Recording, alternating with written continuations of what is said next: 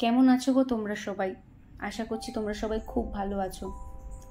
প্রতিবার আমি আমার ভিডিওর মাধ্যমে তোমাদেরকে কিছু আঁকার টেকনিক শেখাই। আজকে আমি কোনো আঁকার টেকনিক শেখাতে আসিনি। আজকে আমি তোমাদেরকে একটা গল্প শেয়ার করতে এসেছি। এই গল্পটা না, আশা করি প্রত্যেকটা না হলেও বেশ কিছু মিডল ক্লাস ফ্যামিলির গল্প হয়ে থাকে।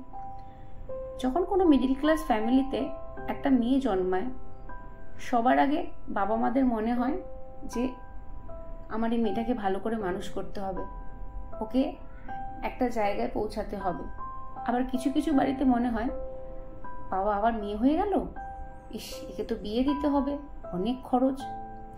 তো আজকে যে পরিবারের কথা বলবো সেটা হচ্ছে আমার অপশন এ, মানে ওই যে মেয়েকে কিছু বানাতে হবে সেরকম পরিবারে। সোদপুর নিবাসী এক দম্পতির ঘরে কোল আলো করে কন্যা সন্তানের জন্ম হয়েছিল। তারা চেয়েছিল মেয়েটিকে সুশিক্ষিত করে তার নিজের পায়ে দাঁড় করাবে। যেমন কথা তেমন কাজ, মেয়েটিও হলো আশ্চর্য। সে প্রচুর পড়াশোনা করলো, নিজেকে প্রমাণ করলো প্রত্যেকটা পদক্ষেপ থেকে, এবং প্রমাণ করে অবশেষে সে নিজেকে একটা পরিচিতি দিতে সক্ষম হলো। কি বলুন তো সে হয়েছিল? সে ডাক্তার হয়েছিল, যারা সমাজে প্রথম সারিতে থেকে মানুষকে সেবা করে এবং মানুষের স্বার্থে নিজেদের জীবনটাকে পুরোপুরি সমর্পণ করে দেয়।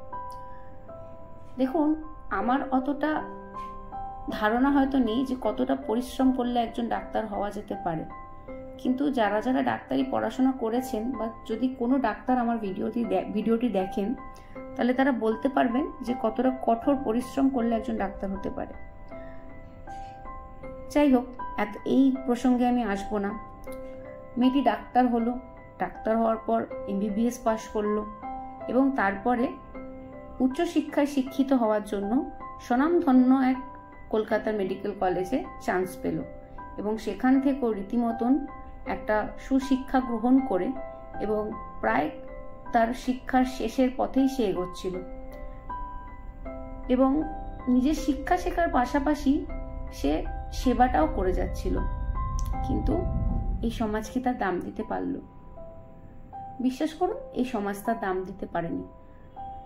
আমি এই সমাজের কথা বলতে চাই না। সমাজ তার শিক্ষার যথেষ্ট দাম দিয়েছে, তার দাম দিয়েছে, কিছু মানুষ তার দাম দেয়নি। মনে হয় হয়তো কোনো মানুষের পথের কাটা হয়ে গেছিল, কোনো না, কয়েকটা মানুষের পথের কাটা হয়ে গেছিল। যাই হোক, আগের থেকে অনেক কিছু বলে ফেলছি। আমাদের দেশে আমাদের যে নারী সন্তান বা কন্যা সন্তান আছে, তাদেরকে আমরা মা হিসাবে চিহ্নিত করি, তাদেরকে আমরা মা দুর্গার সঙ্গে তুলনা করি। বাঙালি না আমরা তাদেরকে মা দুর্গা বলে চিহ্নিত করে থাকি। কিন্তু বিশ্বাস করুন, সেটা শুধুমাত্র কয়েকজন মানুষই করে থাকে। কিছু কিছু মানুষ থাকেন যারা মা দুর্গা করলে তো ভাবেন না, তারা ভাবেন যে আরে এই তো আমাদের আরেকটা লালসা মেটানোর জায়গা, চলো এবার একে ভোগ করা যাক।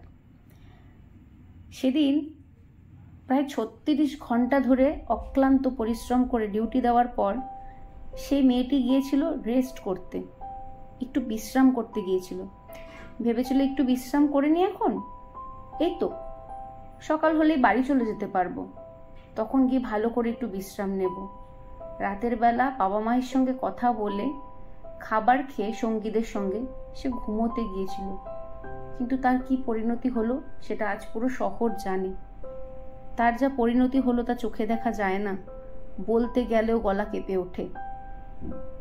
শারীরিক নির্যাতন এতটা পরিমাণে কেউ করতে পারে একটা মেয়েকে আমার জানা ছিল না, কিন্তু তাকে সেটা ভোগ করতে হয়েছে। কতটা পাশবিক, কতটা হিংস্র হলে একটা হিংস্র পশুর মতন একটা মানুষকে এইভাবে কেউ টর্চার করতে পারে। শুধু টর্চার নয়, তার শরীরটাকে রীতিমতন ছিঁড়ে খেতে পারে। কিন্তু তাতে কি হলো? তারা তাদের কাজ করে নিজেরা সুন্দর সরে গেল। একটি মেয়ে চলে গেল পৃথিবী থেকে, আমরা একটি সম্পদকে হারালাম। সেই বাবা মা তিল তিল করে যে কন্যা সন্তানকে বড় করেছিল তাকে হারালো, এবং আরেকজনও হারালো তার অনেকটা কিছু। জানেন তো, মেয়েটির না খুব শিগগিরই বিয়ে ছিল। সে ডাক্তার হলেও তারও তো জীবনে অনেক স্বপ্ন ছিল, বলুন। একজন মানুষের সঙ্গে সারা জীবন থাকার অঙ্গীকার করেছিল, খুব ভালো সম্পর্কও ছিল তাদের, কিন্তু সেটা শুরু হওয়ার আগেই কিভাবে শেষ হয়ে গেল। এর জন্য দায়ী অবশ্য আমাদের সমাজই, কিন্তু কে বুঝবে এটা? বোঝার মানুষ এ পৃথিবীতে হয়তো নেই, হয়তো থাকবেও না। এটা গেল ঘটনাটা। এক্স্যাক্টলি যা ঘটনা ঘটেছে সেটা সবাই আপনারা জানেন। সেটা আমার মনে হয় আর কিছু বিশেষ করে বলার মতন আর নেই, কিছু বলতে আমার মনে হয় না প্রয়োজন বোধ করি। কিন্তু কি বলুন তো, এখন যা পরিস্থিতি এসে দাঁড়িয়েছে, কোথায় আমরা সেই সব অপরাধীকে শাস্তি দেব যারা এই কুকর্মটা করেছে? সেটা না করে এই সমাজের মাথা, যিনি একজন মহিলা, সে সেটাকে ঢাকার চেষ্টা করছে। কিভাবে?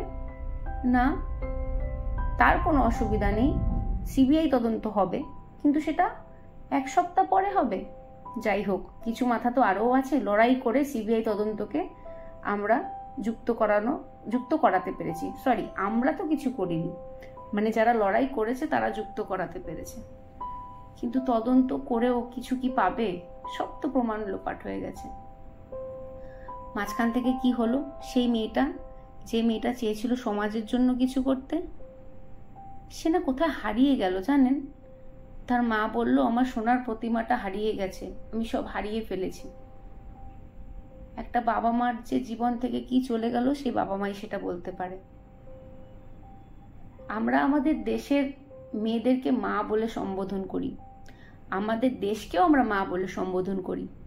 তাহলে এই পর্যায়ে এসে দাঁড়িয়ে আমরা তাহলে আমাদের দেশকে কতটা সম্মান করছি এবং আমাদের ভারত মাতা কিভাবে সম্মান লাভ করছে সেটা বলুন তো। আজকে শুধু কি এই শহরে এই ঘটনা ঘটছে? না, শহরে একা এই ঘটনা নয়। আপনি যেখানেই দেখবেন, যেই শহরেই দেখবেন, কোথাও না কোথাও, কোনো না কোনো গলিতে এই ঘটনা প্রায় ঘটেই থাকে। কোনো সময় সেটা সবার সামনে আসে, কোনো সময় সেটা মুখ বন্ধ করে পুরোপুরি সরিয়ে দেওয়া হয়, হয়তোবা প্রাণ নিয়ে নেওয়া হয়, হয়তোবা তাদের জ্যান্ত জ্বালিয়ে দেওয়া হয়। কোনোটাই বিচিত্র কিছু নয়, যে কোনো কিছু হতে পারে। কিন্তু এটা কতদিন এরকম চলবে? তাহলে কি আমরা সত্যি স্বাধীন হতে পেরেছি, নাকি শুধু পুরুষরাই স্বাধীন হয়েছে, মেয়েদের কোনো স্বাধীনতা নেই এই সমাজে? বড় অদ্ভুত প্রশ্ন, কিন্তু এটার উত্তরের আশা আমি সবার কাছ থেকে রাখি। আমরা কি সত্যি স্বাধীন? কোন দিক থেকে স্বাধীন? এটা আমার জানতে খুব ইচ্ছা করে। জানেন তো, রবীন্দ্রনাথ ঠাকুর একটি কবিতা লিখেছিলেন, মৃত্যুঞ্জয়। আমার খুব পছন্দের কবিতা।